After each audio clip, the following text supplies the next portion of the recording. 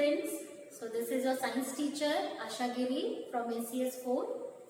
So first I would like to ask you all how you all are doing. I hope you all are good children and taking care of yourself and your family during this crisis of COVID-19. So students, I welcome you to my first video lecture of 7th Science Chapter 1, that is Nutrition in Plants. So children, before we move on with the topic, just few instructions which you have to take care. That is, students, for your facility only, on our society website, various modules, audio explanations of the chapters are being uploaded.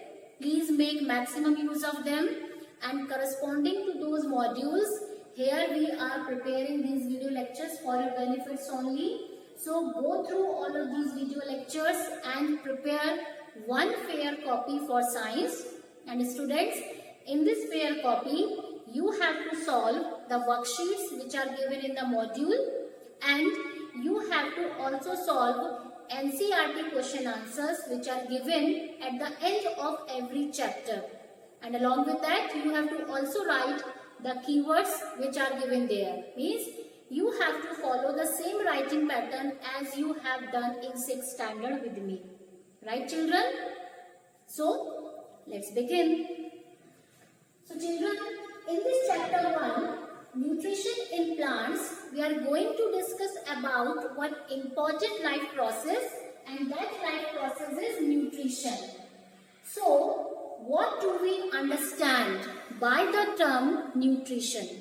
So, children, nutrition is a process, is a life process. Life process means if organisms don't perform nutrition, then they will die also. So, nutrition is a process in which we discuss that by which process, by which method, by which mode an organism takes its food, and secondly, we also discuss that after consuming the food, how that food is utilized by the body of the organism. So, the mode of intaking food by an organism and its utilization by the body is defined as nutrition. So basically, we are going to talk about consumption of food and its utilization by the organism's body. So students, here we are going to talk a lot about food, and also discussed in 6th standard. So, let's revise quickly that why it is so important to consume food for a living organism. Why our body need food regularly. And students, this you have already discussed in 6th standard. Yes? So, just for quick revision, we require food because food provides our body with essential nutrients. And students, if you remember, these nutrients are nothing but the important components of our food. And same components, yes, which we have discussed in 6th standard, and we performed some activities also. I hope you remember. So these components are carbohydrates, fats, proteins, vitamins and minerals, roughage and water. So all these are various nutrients, and students, these nutrients, they provide our body with energy.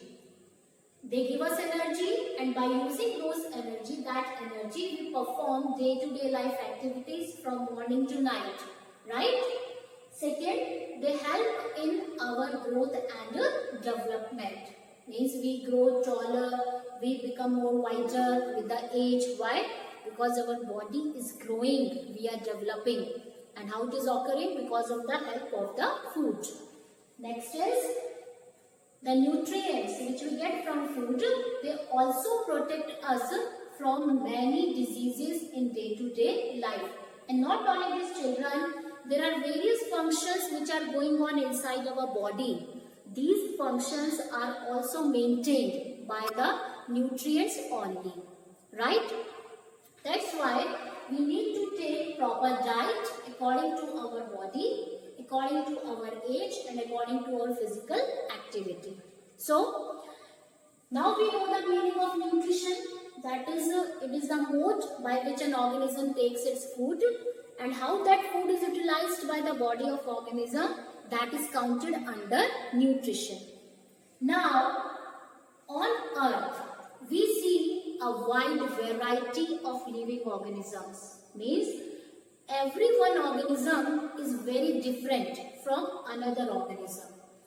Now, they are having so many differences, so there exist different kind of modes of nutrition, right?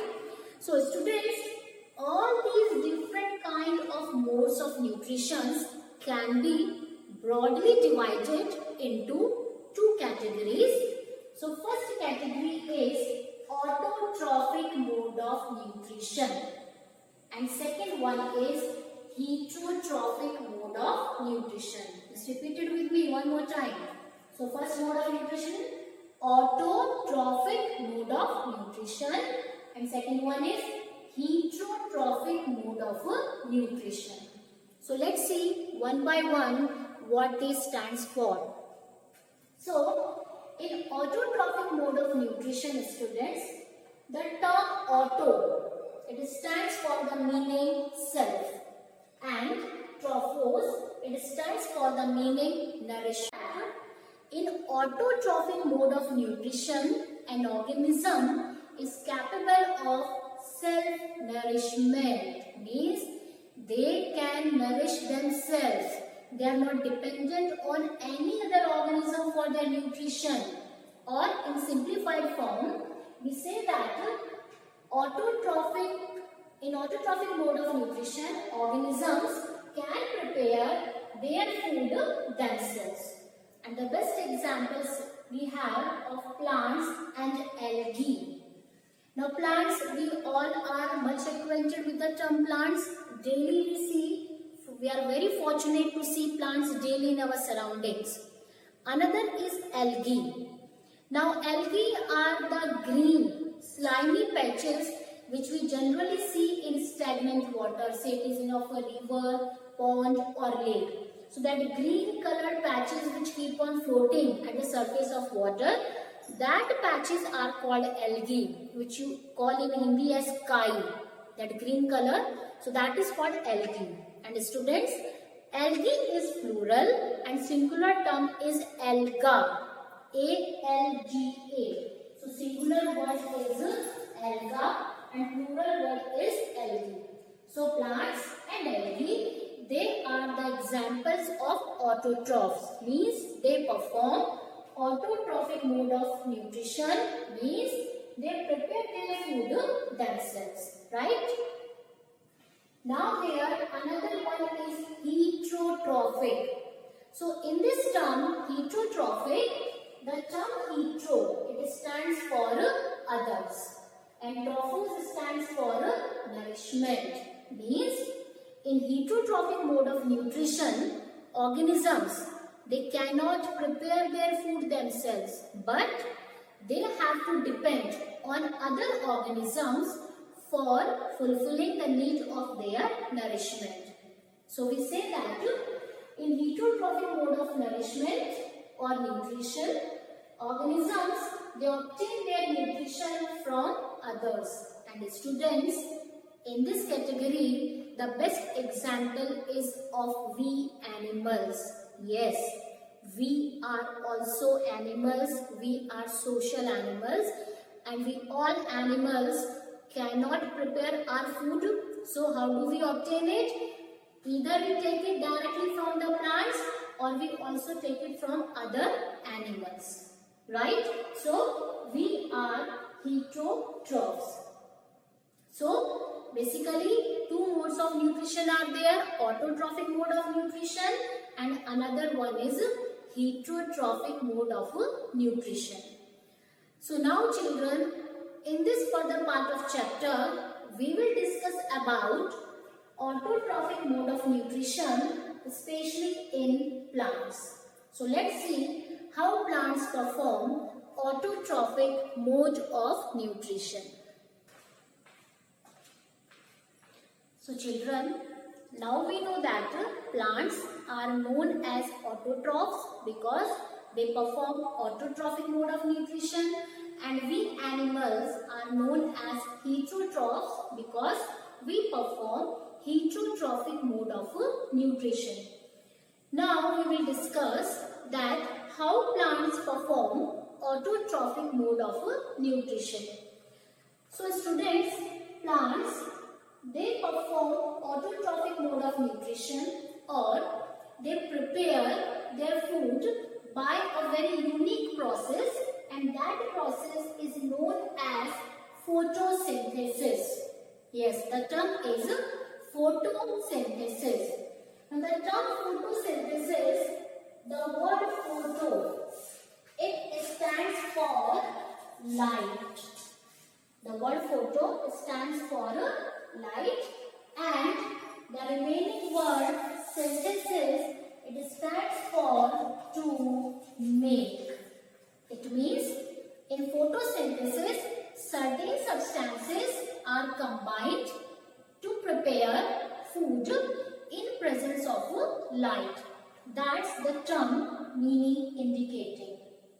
So students, photosynthesis is a food making process in plants. So by using photosynthesis process, plants prepare their food.